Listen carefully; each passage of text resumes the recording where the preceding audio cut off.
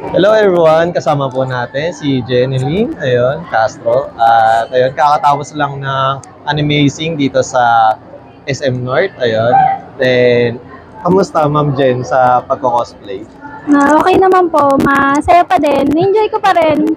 Simula noon hanggang ngayon. Pero hindi na ako kasing active sa mga convention. Hindi kagaya noon nung hira Tayo, natin.